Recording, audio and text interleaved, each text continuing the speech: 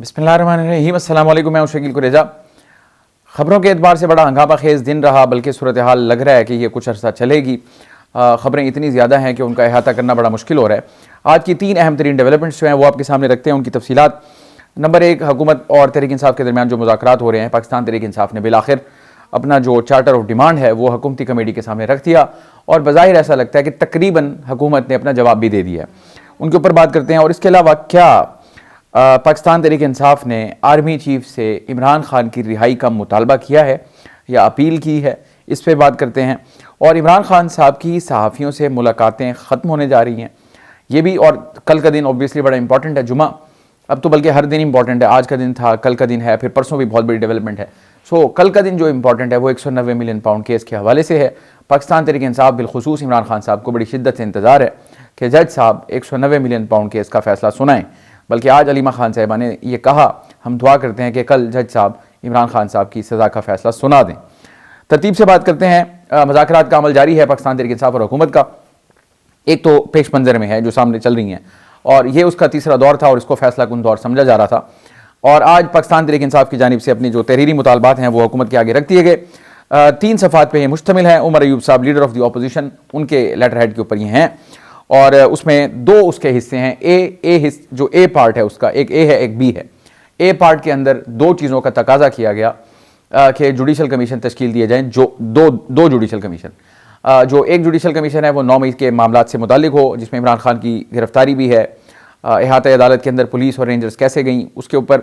फिर 9 मई के जो दीगर हैं उसके अंदर भी 7 पॉइंट्स हैं कि इन सब चीज़ों की तहकीकात की जाए। यानी ये TORs हैं इस जुडिशल कमीशन के हवाले से, जो जुडिशल कमीशन नंबर 1 है कि इनकी तहकीकात करे जुडिशल कमीशन।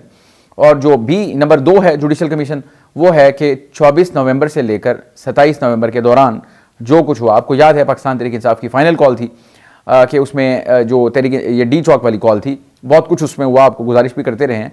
उस हवाले से भी उन्होंने जुडिशल कमीशन की तश्कील का मुतालबा किया और उसके अंदर भी जो ज़ैली नुकात हैं वो 8 हैं कि इन चीज़ों के ऊपर तहकीकात वो जुडिशल कमीशन करे। अब जुडिशल कमीशन की तश्कील कैसे होगी उसके बारे में भी तहरीक इंसाफ ने कहा। तहरीक इंसाफ का मुतालबा ये है कि सुप्रीम कोर्ट के चीफ जस्टिस यानी कि याह्या अफरीदी साहब, या फिर सुप्रीम कोर्ट के 3 मुअज़्ज़िज़ जजेस, यानी कोई भी जजेस वो कमीशन का हिस्सा हों और वो कमीशन इन मामलात की तहकीकात करें, सारे मामलात की। उसके कुछ नुकात मैं आपके सामने रख दूंगा।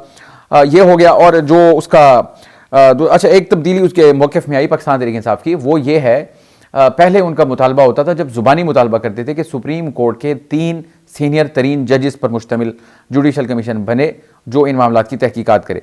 यहाँ पर थोड़ा मुनफरिद पाकिस्तान तहरीक इंसाफ ने यानी कि राइटिंग में जो दी वो चीज़ डिफरेंट है। वहाँ पर जो सीनियर तरीन का वर्ड है वो ऐड नहीं किया गया, यानी कि अब उनका ये मुतालबा नहीं है कि सीनियर तरीन जजेस जो हैं वो जुडिशल कमीशन उनका हो और वो तहकीकात करे। अब उनका सिंपल मुतालबा है कि कोई से भी 3 जज हो सकते हैं। अलबत्ता आगे उन्होंने ये कहा कि जब जुडिशल कमीशन की तश्कील होगी तो वो पाकिस्तान तहरीक इंसाफ और हुकूमती कमेटी की बाहमी मशावरत से यानी उसकी तश्कील होगी। जब बात करते थे सीनियर तरीन जजेस की, तो उसमें मंसूर अली शाह साहब भी आते हैं, उसमें मुनीब अख्तर साहब भी आते हैं, ऑब्वियसली चीफ जस्टिस तो हैं ही हैं। तो वो 2 जज साहिबान जो हैं, अब उनका यहाँ पे तस्करा यानी कि नहीं आया इन टर्म्स ऑफ सीनियर तरीन जजेस। तो ये उन्होंने तहरीक इंसाफ ने कर दिया। ये तो हो गया इनका हिस्सा ए। अब जो बी है इसका हिस्सा, उसमें जो इनके असीरान हैं उनके मुतालिक जो है वो गुफ्तगू की गई और बड़ा ही टेक्निकली उसको हैंडल किया गया है।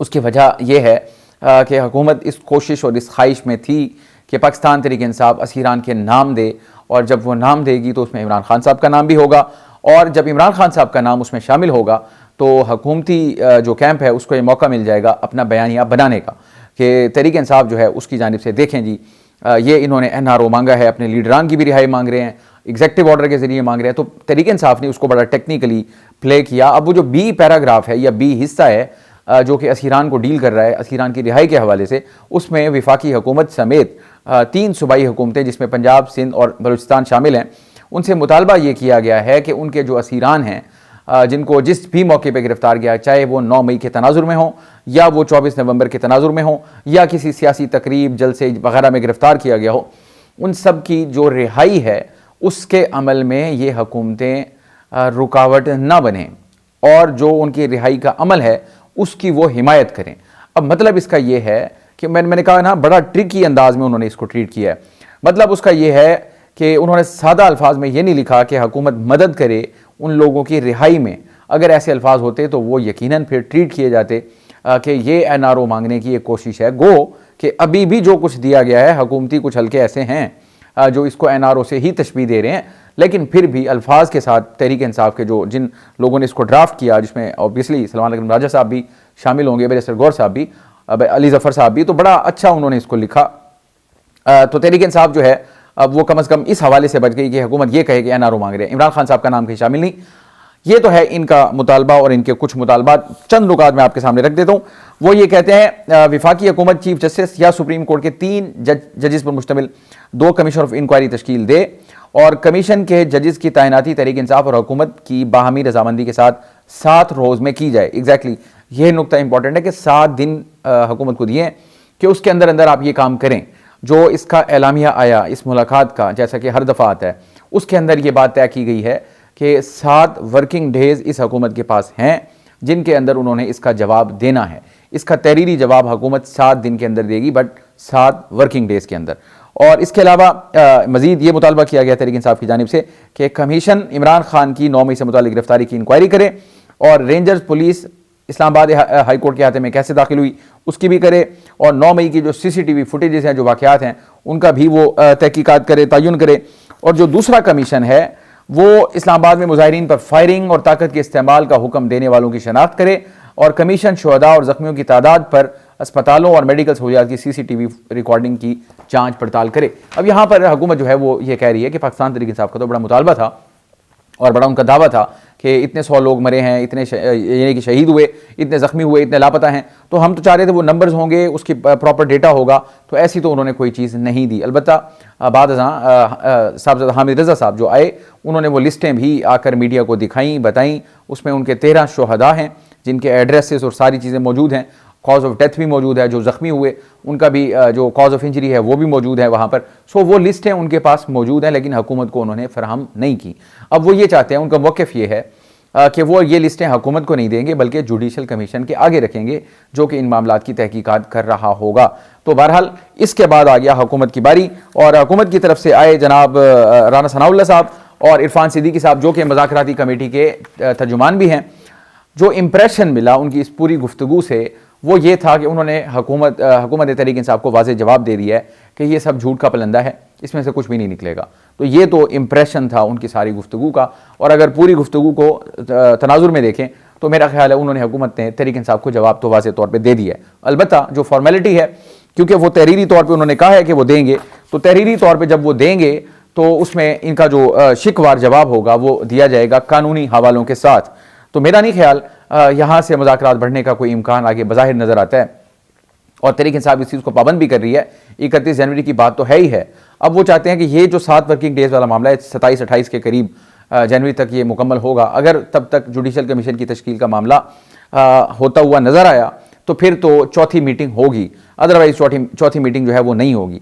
अब अगर हुकूमती कैंप को देखा जाए तो राना सनाउल्लाह साहब ने बड़ी वजाहत के साथ ये कह दिया कि ये सारा कुछ जो है PTI का चार्टर ऑफ डिमांड झूठ प्रोपेगेंडे के सिवा कुछ नहीं है। उन्होंने एक एक नुक्ते के ऊपर मुदल्लिल जवाब भी दे दिया, यानी कि जो तहरीर में लाना है वर्बली तो उन्होंने बता दिया। गो कि उन्होंने साथ ही ये भी कहा कि ये उनकी राय है, अलबत्ता इसके ऊपर वज़ीर आज़म साहब ने कमेटी बना दी है और वो कमेटी मामलात को देखेगी, उसके बाद इनका तहरीरी जवाब जो है वो इनके हवाले किया जाएगा। सो मैं ज़ाती तौर पे पहले भी पुरुमीद नहीं था, अब भी पुरुमीद नहीं हूँ, तो लेकिन ये है कि अमल है, उसके ऊपर बात करना ज़रूरी है। तो बहरहाल आज के दिन ये मामला हुआ। अब इससे बड़ी जो खबर थी, ये तो है ही है, ये तो सामने मुज़ाकरात हैं।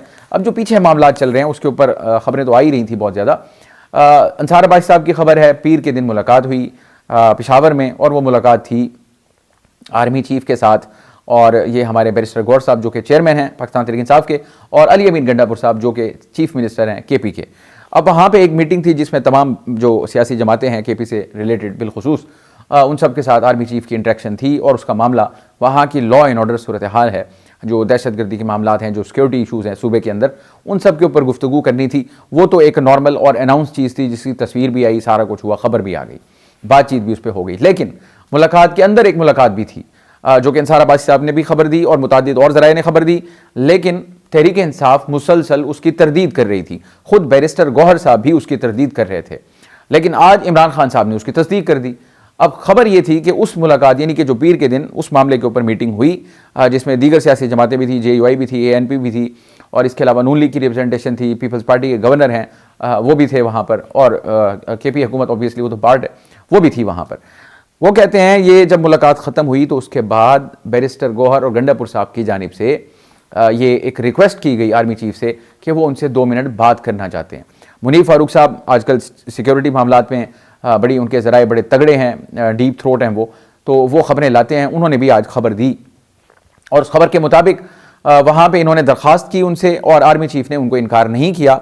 फिर उनकी वहाँ पे कुछ मिनट की वो गुफ्तगू हुई और उस गुफ्तगू का जो हासिल है, जो नुक्ता यानी कि जो आप कहते हैं बॉटम लाइन है, वो ये थी कि बैरिस्टर गौहर साहब की जानिब से आर्मी चीफ से ये अपील की गई कि इमरान खान की रिहाई जो है उसको मुमकिन बनाया जाए।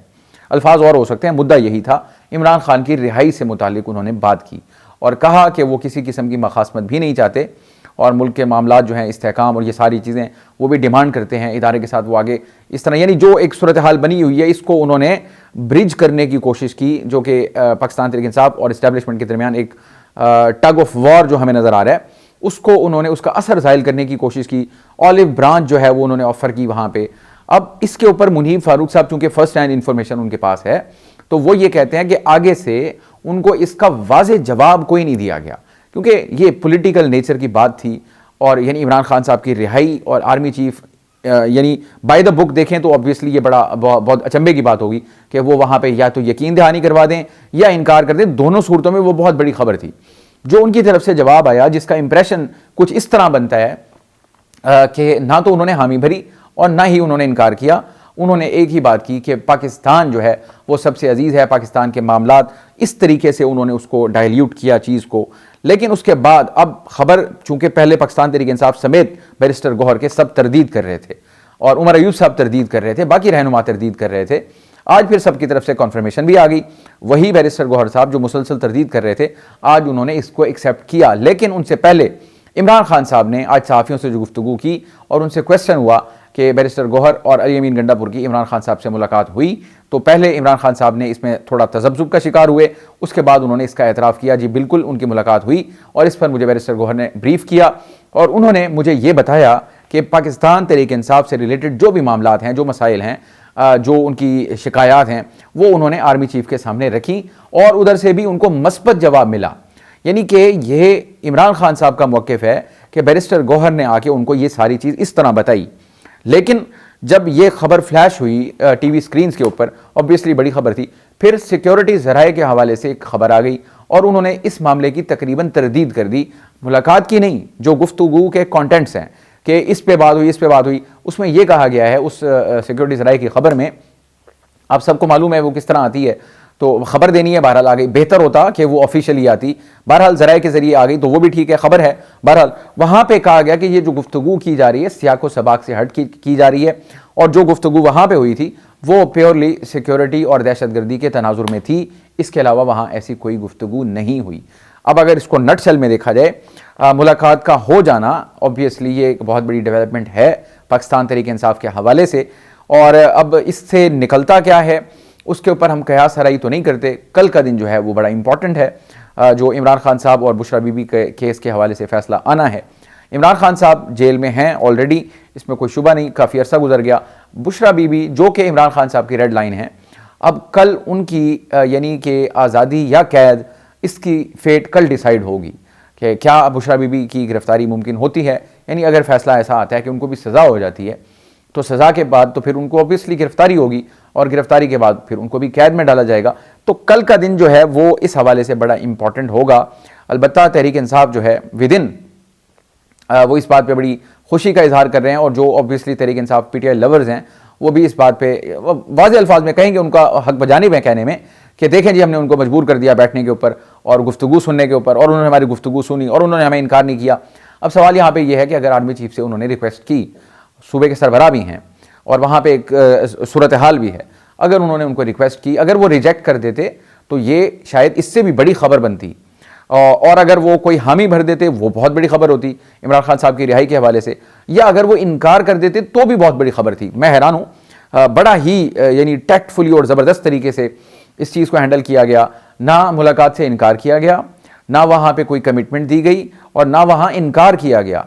अलबत्ता मुलाकात भी हो गई चंद मिनट की, और ख़बर तो ये बन गई ना कि मुलाकात हो गई, लेकिन जो कंटेंट्स की बात है वहाँ पे आपको कोई सब्सटेंस बज़ाहिर नज़र नहीं आता। लेकिन सबसे बड़ी डेवलपमेंट मैं ये समझता हूँ है कि रास्ता खुला है, लेकिन उसके बाद सूरत हाल ख़राब यूँ हुई कि अब चूँकि इमरान खान साहब की जानिब से ये खबर ब्रेक कर दी गई है, इसका मैं ज़ाती तौर पर समझता हूँ अगर हम उस मुलाकात को पॉजिटिव सिनेरियो में देखें तो मेरा ख्याल है आज इमरान खान साहब का उसका ये ऐलान कर देना, उसकी जो पॉजिटिविटी थी उसको इस आज की इमरान खान साहब के एतराफ़ ने नेगेटिविटी में बदल दिया। मेरा ख्याल है इससे प्रॉब्लम जो है वो होने का चांस बढ़ा है। अब क्या सिक्योरिटी हमारे जो इदारे हैं आगे इसके ऊपर इस तहरीक इंसाफ के इस रद्द अमल के बाद लाएअमल उनका क्या होगा, मुझे ये लगता है वो पाकिस्तान तहरीक इंसाफ के लिए कोई अच्छा नहीं होगा। अच्छे से मेरी मुराद ये है कि अगर ये विंडो ओपन हुई थी तो अब मेरा ख्याल है दोबारा उसमें दाखिला जो है वो बड़ा मुश्किल नज़र आएगा, क्योंकि आपको ये भी उनकी खबर है मुनीफ फारूक साहब की कि वहाँ पर बैरिस्टर गौहर ने बाकायदा दरख्वास्त की कि मेरी जो तस्वीर हो इस मीटिंग के दौरान उसको उसमें शामिल न किया जाए, यानी कि खुफिया वहीं से रखने का प्लान था। और मुतअद्दिद बार पूछने पर भी वो इनकार करते रहे। पार्टी इनकार कर रही थी, इमरान खान साहब ने हाँ कर दी, उसके बाद पार्टी ने भी हाँ कर दी, तो वो जो हंडिया थी वो बीच चुराहे फूटी। इससे एतमाद साजी का जो फुकदान है वो मुझे बज़ाहिर नज़र आता है। कल का दिन फिर बड़ा इंपॉर्टेंट है, देखते हैं कि जो कोशिशें मुज़ाकरात चाहे हुकूमत और PTI के दरमियान हो या ये मुलाकात हो, उसकी रिफ्लेक्शन कल हमें फ़ैसले में क्या नज़र आती है, वो फ़ैसला देखने के बाद आपको ज़रूर आगाह करेंगे। इंपॉर्टेंट डे है, तो आपके साथ कल इंशाल्लाह मुलाकात होगी। आज के लिए इतना ही। आप हमारी वीडियोज़ को लाइक कर सकते हैं, चैनल को ज़रूर सब्सक्राइब करें और अपना फीडबैक कमेंट के ज़रिए आप हमारे साथ शेयर कर सकते हैं। इजाज़त दीजिए, अल्लाह हाफ़िज़।